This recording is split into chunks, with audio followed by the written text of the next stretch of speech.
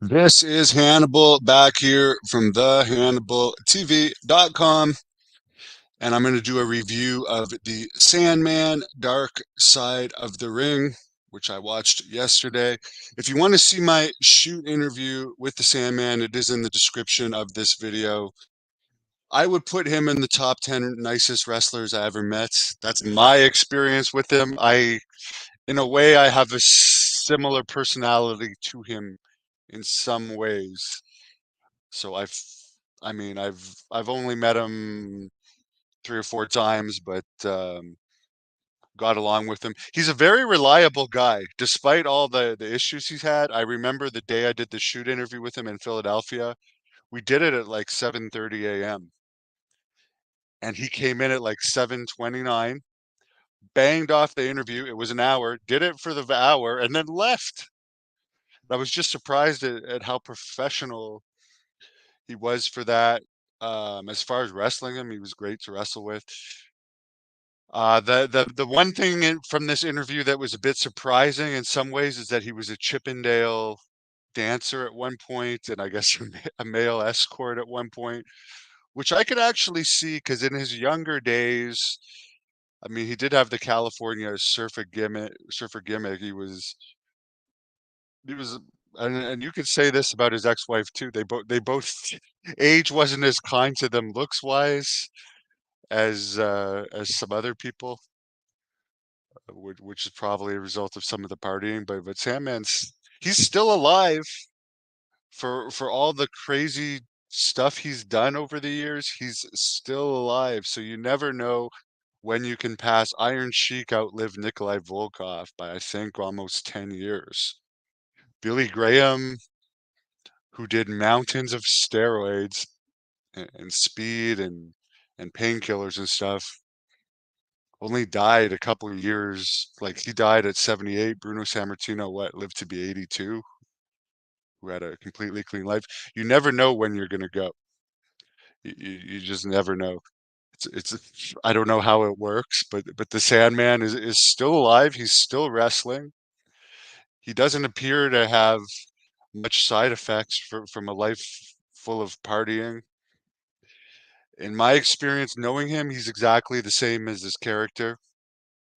His son was in this, his ex-wife, the original ECW owner Todd Gordon. Raven is in this. Whilst there's a story on here of Raven telling the same story of Sandman's overdose as he did in Dark Side of the Ring. They did tell me they get a lot of their content and story ideas from me, from my interviews. They actually told me that. So it's funny that they were so unkind to me in the Abdullah episode that I was in. As far as the other thing that they talk about in this, we do have to admit when he was in WCW, where he talks about his WCW pay in his shoot interview with me, he made a ridiculous amount of money and hardly wrestled. He was jacked in WCW. Um, and they said that the side effects of the steroids give him temper issues. For the people that say steroids don't give temper issues, I can tell you from being a bouncer, 18, they cause temper issues. Maybe some of them don't, like maybe Anavar and Deca aren't going to cause you temper issues because they don't increase your testosterone level. But if you have a temper, they're going to increase your temper issues. Tren is a horrible one for temper. I've seen people like completely go insane on Tren, which is one for cutting and putting on muscle. I'm just bringing this up because a lot of people say the temper issue is a myth. I've seen bouncers often on steroids, and I've seen how they deal with problems often on steroids because as bouncers, people don't usually hide that they're on it. There's bouncer talk. And let's just say when people are on, they're a lot more, let's say, vicious when throwing people out in many cases, or when incidents occur. And anyways, they were saying that it helped lead to the divorce, basically. Bill Alfonso. and his ex-wife accused Sandman that the steroids were making him not treat his ex-wife very good. And there was a story in this, again, I don't believe this story, that supposedly he bought $10,000 worth of steroids, and after an incident where he allegedly put his hands on his wife, I don't think the Sandman commented on this other than to say he didn't treat her very well at this point, that she broke $10,000 worth of steroids. In the 90s, first of all, he doesn't look like a guy that's spending 10,000 on steroids. Maybe a guy, and I'm not saying Batista's on them, but he certainly looks like he was on them various times. I could believe Batista spending $10,000, but or Lex Luger, but like an average cycle, like an expensive cycle would be like in 2024, an expensive cycle would be like $2,000. So like in the 90s, to say that someone is spending 10,000 and the wife broke 10,000 worth, I don't know about that. And then there's the matter that the whole reason he got big was because he was making so much in WCW, and his wife wouldn't be like, I'm sure his wife probably liked the money he was making at that time, and since she was in the business, she probably would have understood how much body was important. And I just don't believe that story, that she broke $10,000 worth of story. I call bullshit on that, 100%. They talked about his WWE run where he was the very first ECW wrestler against my friend who played the zombie, where he caned Tim Arson was his name. He ended up killing himself.